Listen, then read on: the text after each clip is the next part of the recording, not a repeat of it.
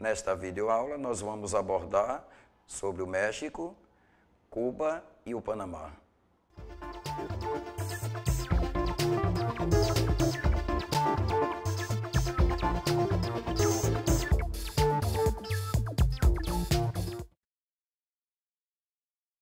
Vou colocar algumas características, mas primeiro vamos falar sobre o NAFTA.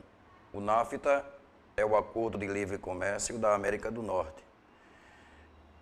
Faz parte do NAFTA Estados Unidos, Canadá e México. A data do protocolo de criação do NAFTA foi em 1989, mas na verdade ele só entrou em vigor em 1994.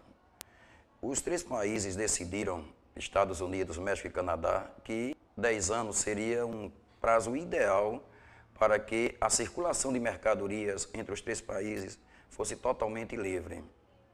Outro assunto importante sobre o México é a região de Chiapas, que é uma região pobre, muito parecida com o Nordeste brasileiro, fica no sul do México, e ela foi bastante discriminada com relação à criação do NAFTA.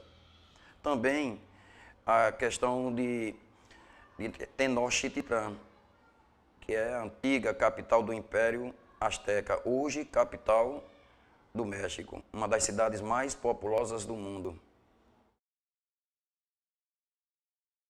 Cuba, único país do continente americano que tem um sistema socialista.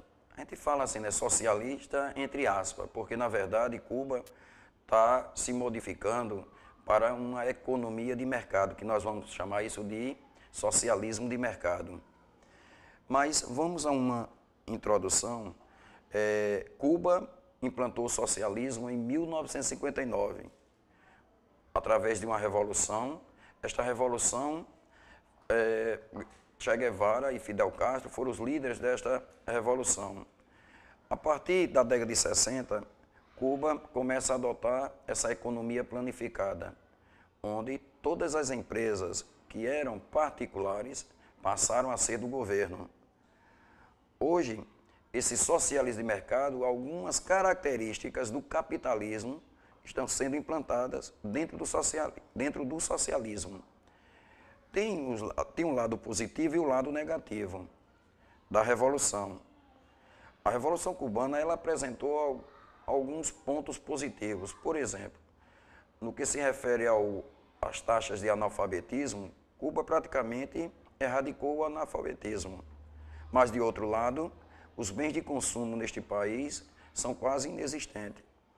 Então, de alguma forma, vamos dizer que a revolução ela foi boa devido a esse aspecto do analfabetismo, também com relação ao sistema de saúde. Hoje, em Cuba, o sistema de saúde ele abrange quase toda a população.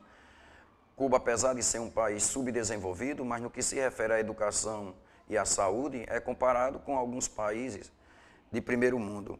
Tem os menores índices da América Latina.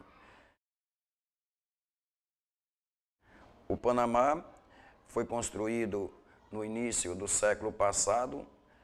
É o Canal do Panamá, onde faz a ligação entre o Pacífico e o Atlântico. O engenheiro responsável por essa construção, o francês Ferdinando Lesseps.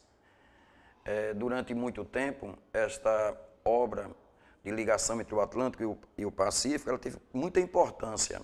Mas nos últimos anos, devido à grande capacidade, dos navios, esta obra ficou obsoleta. Então, as vantagens da construção do Canal do Panamá foi para os Estados Unidos. Primeiro, que barateou o preço da mercadoria. Segundo, diminuiu o trajeto. E terceiro, os impostos cobrados pelos Estados Unidos. Então, observe que a vantagem toda da construção do Canal do Panamá foi para os Estados Unidos. E hoje, devido à grande capacidade dos navios, os Estados Unidos já não necessita mais desse canal. E, por sinal, foi devolvido ao povo panamenho. Hoje, os Estados Unidos não mais administram. Quem administra hoje são os panamenhos.